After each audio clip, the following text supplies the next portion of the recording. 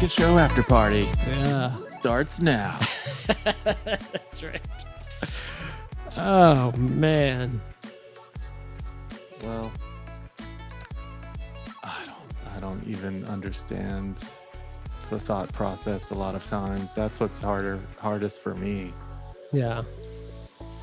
I don't either.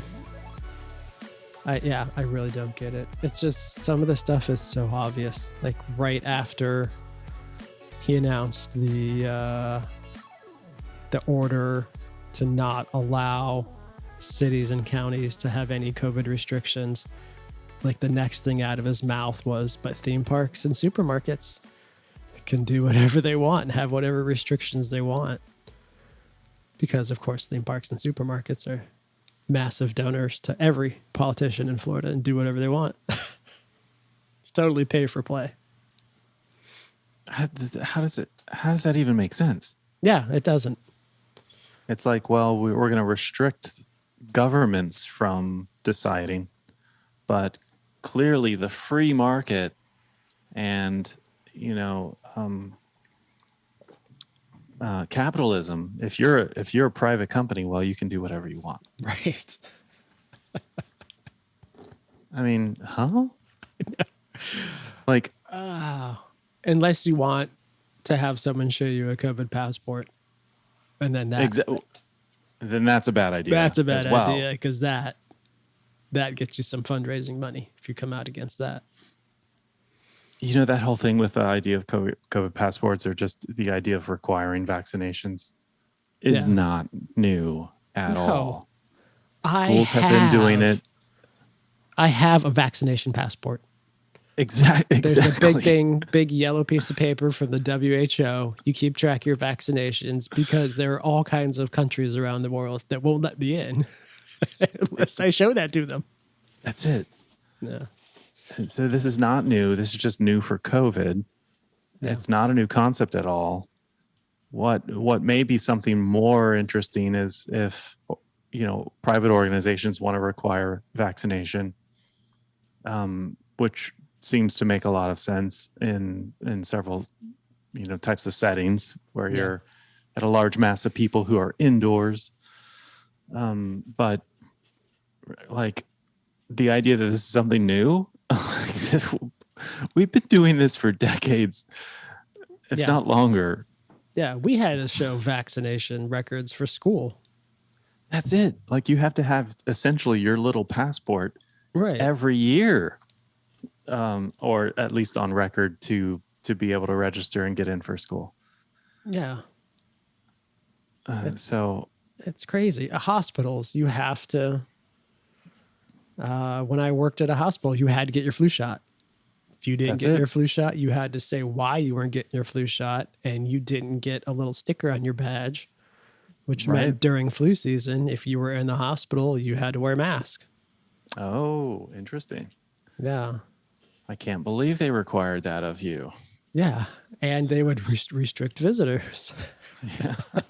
How dare they? What about your rights? Exactly. I have a right to go. I think you should have filed a complaint. I should. Maybe it's not too late. Sue for damages. I think that's warranted. That's right. Oh man, I don't understand. It can be. It's bewildering, the idea that restricting certain types of behaviors for the benefit of public health, is somehow violating my rights. Like, why shouldn't everyone care about that? Yeah. I think part of it is that there is a lack of understanding by some people that your rights end where my rights begin. Like your right to have a gun ends where my right to not be shot by that gun begins. Correct. Right, if that makes sense. It does. And it's the same thing with COVID. Essentially, yeah. Yeah.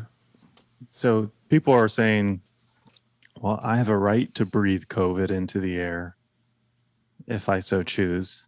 Right. Around other people. Around other people, yes. whenever I decide. Mm-hmm. And I don't think they're putting that concept into their minds. It's almost like, it's almost a form of, well, I don't believe it exists. Almost. Yeah. It's this idea that everything about it has been embellished to the extent that it's just a control mechanism. They're just out to control us. Yeah. And we're going to resist every scenario around that because we're not going to bend the knee, you know, and now wearing a mask is a sign of your political party, right? Which I find so bewildering. This is going to be really interesting. So we're doing a big road trip this summer, and a lot of it is going to be through, I would say, a very conservative country. We're vaccinated, but we're going to be wearing masks when we're indoors or have to go into stores or whatever. It's going to be very interesting to see what it's like out there. Yeah. Yeah. I think you'll probably get a couple off looks probably here and there. It's just, it's the same looks I give someone if I see them in a store without a mask on. Well, now, going through the whole scenario of the pandemic and the mass hysteria around the challenge of it, which I think was warranted. Obviously you don't go crazy, but becoming extremely cautious was warranted. Haven't you been trained? Like, it's like your eyes pick up instantly when someone's not wearing a mask indoors now. You're like, oh no, okay, let's stay away from that person. I go the other way. Yeah. Make sure to avoid them. Right. It makes me not like other people. It makes me instantly judge them. Yeah. Yeah. And granted, still, the risk factors are low. We do know this. Yeah. But I think they're low partly because of the mitigation that has been put in place. Absolutely. Yeah. So if it was just like, oh, free for all, we don't need any mitigation. I don't actually think the risk factors would be as low as they are. And I think that's another thing that people don't understand. Right. I heard someone say, well, what happened to COVID? It was supposed to be horrible. Well, it has been horrible. And mitigations. I know that's one factor of that. Yeah. How is not 500,000 dead horrible? Yeah. But lockdowns and mitigation actually work.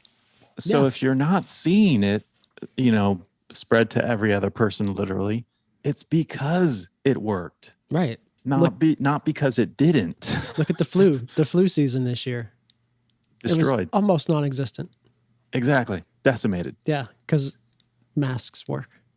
How crazy is that? Yeah. And I have hand sanitizer that I carry around with me often now. Yeah.